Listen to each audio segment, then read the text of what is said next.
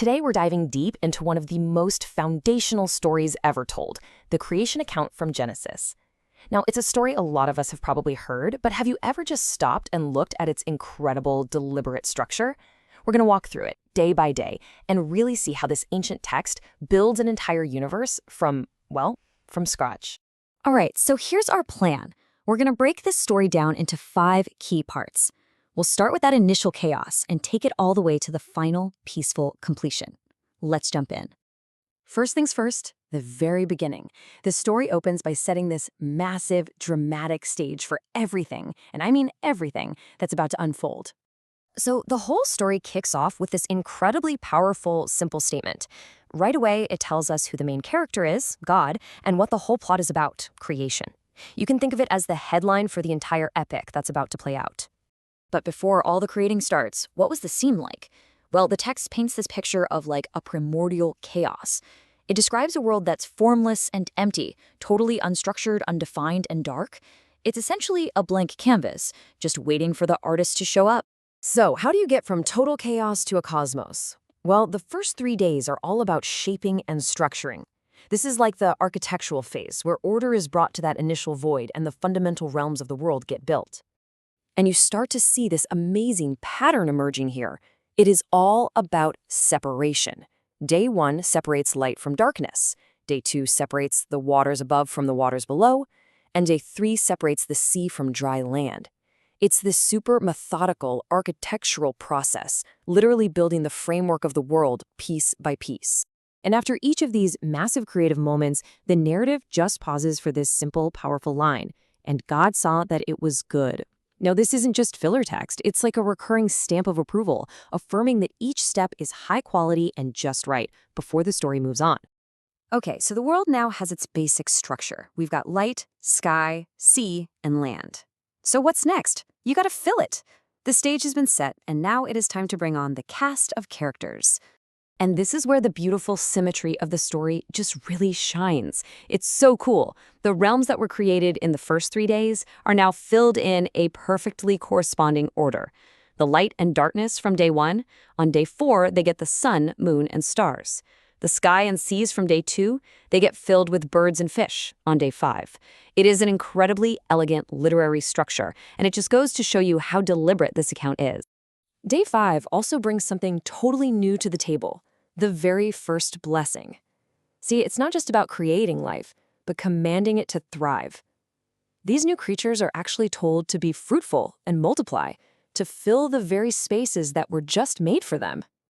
All of this is building towards the 6th day, which is the real crescendo of the creation week.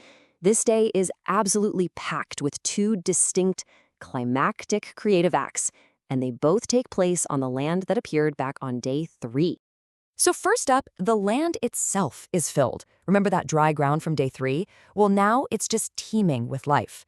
The text describes these 3 broad categories of animals, populating the earth with every kind of creature that walks, scurries, and roams. But then, after the land is filled with animals, the narrative takes this dramatic pause. The whole tone shifts, the language is about to change, and it's signaling that the final pinnacle act of creation is coming, and it is going to be completely different from everything that came before it. And here it is, that shift. For the very first time, the creative command is in let there be. It's let us make. I mean, that is a huge change. This really personal, deliberate language, combined with the whole idea of being made in God's image, just elevates the creation of humanity to the absolute peak of the entire week. The text even changes its style here, becoming more poetic, almost like a stanza in a song. This stylistic change puts a massive spotlight on the statement being made that humanity, both male and female, is uniquely created to reflect the very image of their creator. And right away, immediately after they're created, humanity is basically given a job description, a 3-part mandate. They're told to multiply, to govern the earth, and to reign over the other creatures.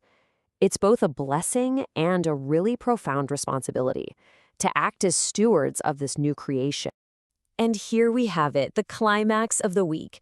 That recurring phrase, "it was good," gets a major upgrade. With humanity now in the picture, the final assessment of all creation is elevated to very good. This is the ultimate stamp of approval, the grand finale. So, after 6 days of forming and filling, we finally arrive at the last day. But day 7 is different.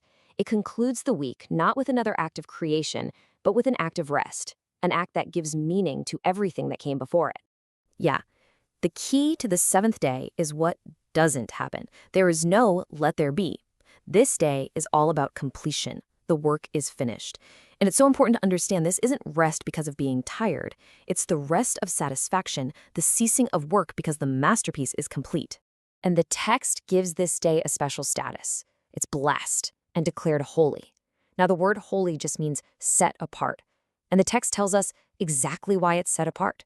Because on this day, God rested from the work of creation. This sets a foundational pattern of work and rest that echoes through the rest of the entire story. So there you have it, a powerful and poetic journey from chaos to order, from an empty void to a world teeming with life, all culminating in a day of perfect rest. The entire narrative is a masterclass in structure. So the question for us is, what part of this incredible blueprint, the perfect symmetry, the repeated refrains, the climactic creation of humanity, is most powerful to you? What do you think gives this ancient story such enduring impact?